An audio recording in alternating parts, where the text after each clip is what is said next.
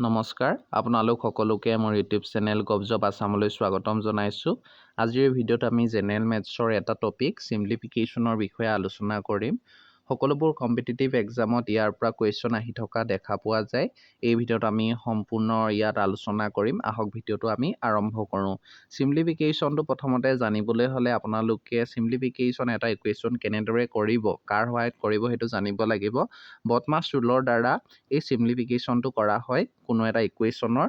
গতিকে বটমাছ ৰুলটো যদি আপোনালোকে ভালদৰে বুজি লয় তেতিয়া কোনো এটা ইকুৱেশ্যন ভালদৰে সিম্পলিফিকেশ্যন কৰি তাৰ এনচাৰটো উলিয়াব পাৰিব। গতিকে বটমাছ ৰুলটো চাই লওঁ। যদি আপোনালোকক কোনো এটা ইকুৱেশ্যন দিয়া থাকে, তাৰ যদি বাৰ ব্ৰেকেট বন্ধনী থাকে আৰু যদি অফ থাকে, ডিভিজন থাকে, মাল্টিপ্লিকেশ্যন, ছাবষ্ট্ৰেকশ্যন গোটেইকেইটা যদি বস্তু থাকে, প্ৰথমতে কোন কেইটাৰ পৰা সিম্পলিফিকেশ্যন আপোনালোকে সলিউশ্যন কৰিবলৈ আৰম্ভ কৰিব তাক বটমাছ ৰুলৰ দ্বাৰা বুজিব পৰা যায়।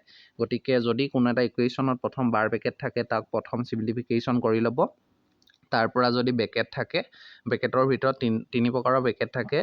প্ৰথম আপুনি সৰু বন্ধনীডাল সিম্পলিফিকেশ্যন কৰিব লাগিব, তাৰ পৰা মাজু বন্ধনীডাল, তাৰ পৰা আপুনি বৰ বন্ধনী সিম্পলিফিকেশ্যন কৰিব লাগিব। তাৰ পৰা যদি অফ থাকে অফটো কৰিব লাগিব, তাৰ পৰা ডিভিজন কৰিব লাগিব। নেক্সট আমি ডিভিজনৰ পিছত মাল্টিপ্লিকেশ্যনটো কৰিব লাগিব, তাৰ পৰা এডিশ্যন, ছাবষ্ট্ৰেকশ্যন যিকোনো এটা আপোনালোকে কৰিলে তাৰ এনচাৰটো পাব। গতিকে আমি যদি এক্সাম্পল চাওঁ তেতিয়া আপোনালোকে ভালদৰে ধৰিব পাৰিব বটমাছ ৰুলটো। এতিয়া আমি এক্সাম্পলটো লৈ গৈছোঁ। প্ৰথম এক্সাম্পলটো আমাক এনেদৰে দিয়া আছে 8 + 4 - 2 এইটো সৰু বন্ধনীৰ মাজত সোমাই আছে, তাৰ পৰা ইনটু 17 - 12 এইটো সৰু বন্ধনীৰ মাজত সোমাই ইনটু 10 - 89 ইকুৱেল টু কিমান আমাক কৰিবলৈ দিছে সিম্পলিফিকেশ্যন। গতিকে আমি ইয়াত বটমাছ ৰুল প্ৰয়োগ কৰি এইটো আমি এনচাৰ উলিয়াব পাৰিম। গতিকে আমি প্ৰথম সৰু বন্ধনীডাল সিম্পলিফিকেশ্যন কৰিব লাগিব। ইয়াত কোনো বাৰ ব্ৰেকেট নাই, গতিকে সৰু বন্ধনীডাল আমি কৰি লৈছোঁ। 17 - 12ৰ মাজত সৰু বন্ধনী আছে আৰু 8 + 4 - 2ত সৰু বন্ধনী আছে। গতিকে 17 - 12 যদি আমি কৰোঁ কিমান পাম? 5 পাম। আৰু ইয়াত আছে 8 + 4 - 12, 8 + 4 ইকুৱেল টু 12 - 2 ইকুৱেল টু 10। ইয়াত আমি এইডোখৰ পৰা এইডোখৰলৈ যদি আমি সিম্পলিফিকেশ্যন কৰোঁ তেতিয়া আমি কিমান পাম? 10 × 5। আৰু ইয়াৰ পিছত কি আছে? ইনটু 10, আমি ইয়াত ইনটু 10টো লিখিছোঁ, তাৰ পৰা -89 আছে, -89 লিখিলোঁ। তাৰ পৰা আমি ইয়াত কৰিব লাগিব ইনটু আছে, মাইনাছ আছে। আমি জানো যে মাল্টিপ্লিকেশ্যন সদায় আগত হয় বটমাছ ৰুলৰ মতে। তেনেহ'লে আমি পাম 10 × 5 ইকুৱেল টু 50 ইনটু 10 - 89। আকৌ মাল্টিপ্লিকেশ্যনটো প্ৰথম হ'ব 50 × 10 ইকুৱেল টু 500 - 89। এতিয়া আমি এনচাৰটো পাই যাম 500 - 89 ইকুৱেল টু কিমান? 411। এতিয়া আমি অপশ্যনত কি কি দিয়া আছে আমি চাই ল'ম। অপশ্যনকেইটা দিয়া আছে, এটোত দিয়া আছে আমাৰ কি দিয়া আছে? এটোত 423 আৰু বিটোত দিয়া আছে 411, চিটোত দিয়া আছে 396 আৰু ডিটোত দিয়া আছে 420। এতিয়া আমি কি পাইছিলোঁ?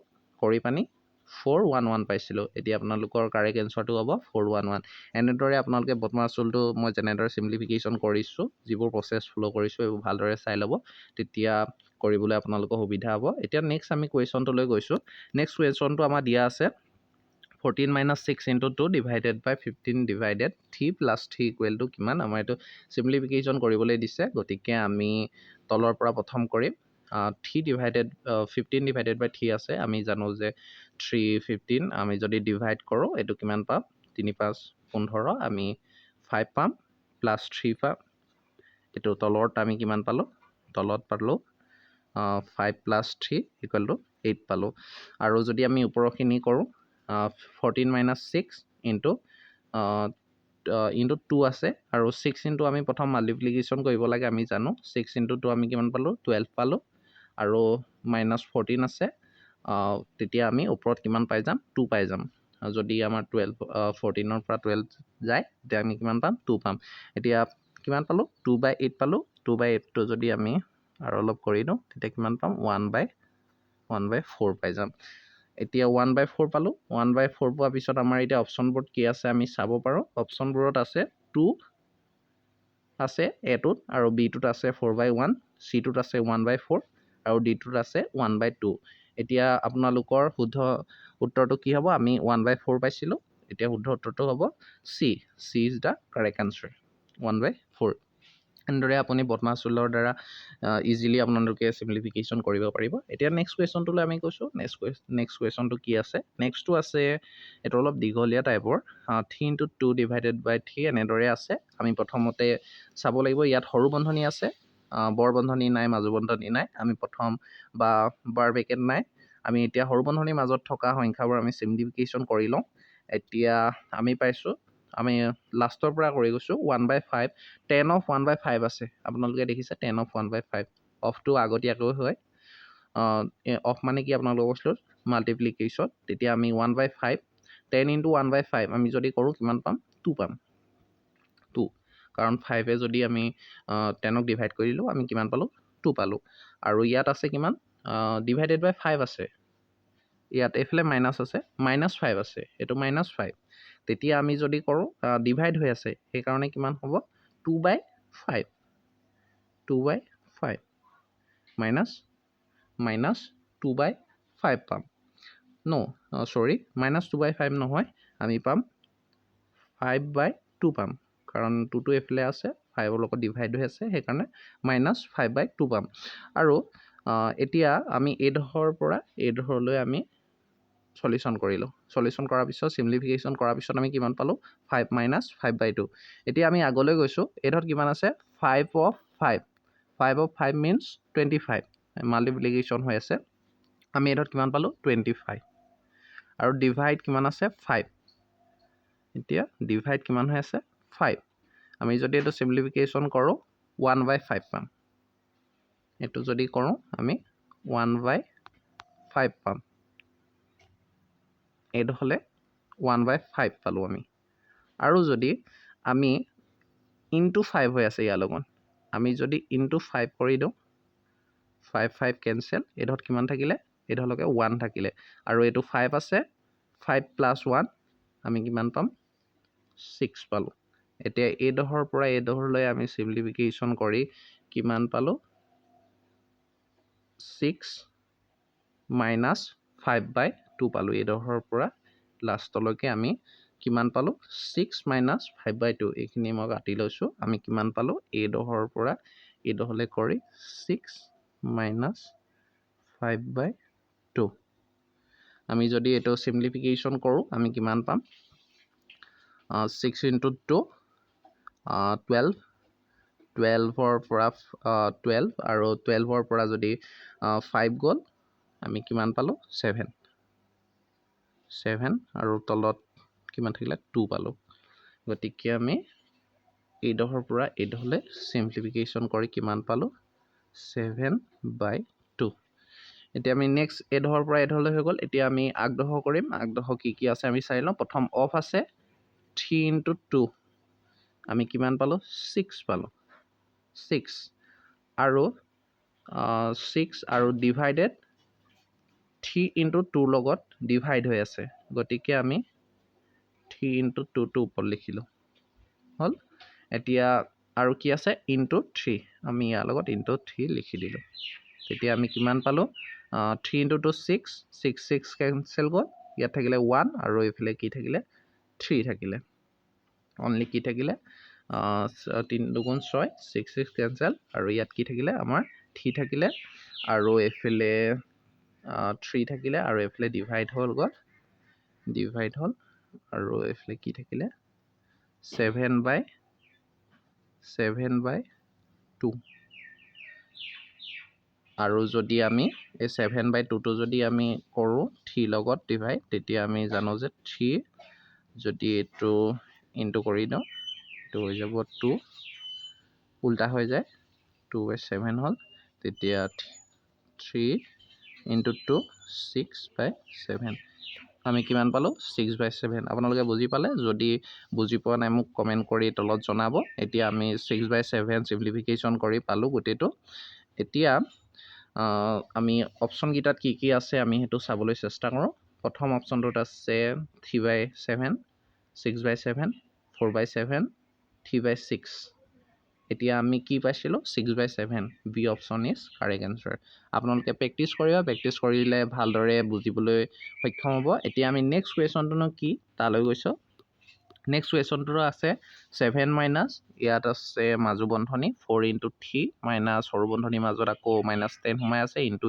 8 ডিভাইডেড বাই সৰু বন্ধনীৰ মাজত -8 তাৰ পৰা মাজু বন্ধনী আছে ইকুৱেল টু কিমান এইটো চিম্পলিফিকেশ্যন আমাক কৰিবলৈ দিছে গতিকে আমি সৰু বন্ধনীৰ মাজত কি আছে সেইটো প্ৰথম চাই লওঁ -10 আছে -4 আছে গতিকে আমি এইটো কৰিবলৈ চেষ্টা কৰোঁ প্ৰথম আমি কৰি লওঁ 4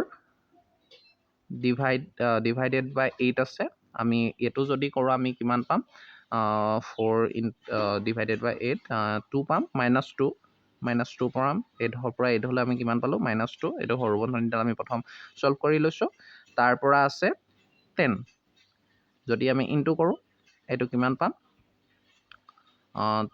20 +20 এইটো কিমান হ'ব মাইনাছে কিমান হৈ যাব +20 কিন্তু আগত আকৌ কি আছে মাইনাছ আছে গতিকে এইটো কি হৈ যাব এইটো কি হৈ যাব -20 হৈ যাব এডাল মাইনাছ প্লাছ হ'ল আকৌ যদি আগত এডাল মাইনাছ আছে তেতিয়া কি হৈ যাব এইটো মাইনাছ হৈ যাব মাইনাছে প্লাছ আকৌ প্লাছে মাইনাছে -20 পালোঁ 8 পৰা 8 হ'লে আমি কিমান চিম্পলিফিকেশ্যন কৰিম -20 পালোঁ 20 পোৱাৰ পিছত আমি যদি 8 কৰোঁ 8 কিমান আছে 4 × 3 12 আৰু আগত কি আছে মাইনাছ আছে মাইনাছ কৰাৰ পিছত এইটো কিমান হ'ল 20ৰ পৰা যদি 12 গুচি যায় এইটো কিমান থাকিব 8 থাকিব +8 থাকিলে আৰু আগত কিমান আছে 7 আছে 7 ইকুৱেল টু কিমান হ'ব 15 হ'ব আমাৰ এতিয়া বুজি পালে এতিয়া আমাৰ অপশ্যনকেইটাত কি আছে আমি চাই লওঁ 14 আছে 13 15 25 C option is correct answer 15 আপোনালোকে বুজিবলৈ সক্ষম হ'ল এতিয়া নেক্সট কুৱেশ্যনটো কি আমি চাওঁ নেক্সট কুৱেশ্যনটো আছে এইটো ইণ্টাৰেষ্টিং হয় ডাঙৰ বন্ধনী আছে মাজু বন্ধনী সৰু বন্ধনী 161 প্লাছ তাৰ পৰা সৰু বন্ধনীৰ মাজত 19 - 2 +1 -3 মাজু বন্ধনী আৰু বৰ বন্ধনী চিম্পলিফিকেশ্যন কৰি এনচাৰটো উলিয়াবলৈ দিছে এতিয়া আমি জানো যে সৰু বন্ধনীডাল প্ৰথম কৰিব লাগিব বদমাছ ৰুলটো আপোনালোকে মনত ৰাখিব ষ্টেপ বাই ষ্টেপ কৰি যাব সৰু বন্ধনীডাল আমি কৰিব লাগিব ইয়াত কোনো বাৰ ব্ৰেকেট নাই এনেকুৱা বাৰ ব্ৰেকেট নাই গতিকে সেইডাল প্ৰথম সলিউশ্যন হয় কিন্তু ইয়াত কোনো বাৰ ব্ৰেকেট নাই সৰু বন্ধনীডাল আছে সেইকাৰণে আমি সৰু বন্ধনীডাল প্ৰথম সলিউশ্যন কৰি লওঁ 19 - 2 আছে 19 - 2 আমি জানো 17 হ'ল +1 আছে এইটো কিমান হ'ল 18 হ'ল মই ভালকৈ লিখি দিছোঁ 18 হ'ল 8 পৰা 8 হ'লে কিমান হ'ল 18 হ'ল এতিয়া 18 আৰু 8 কিমান আছে আগত এডাল সৰু বন্ধনী 8 হ'লকে আছেই নহয় অ'কে এতিয়া 8 পৰা 8 হ'লে সৰু বন্ধনী আছে আমি কিমান পালোঁ 19 - 2 17 + 18 আকৌ প্লাছ ইয়াত আছে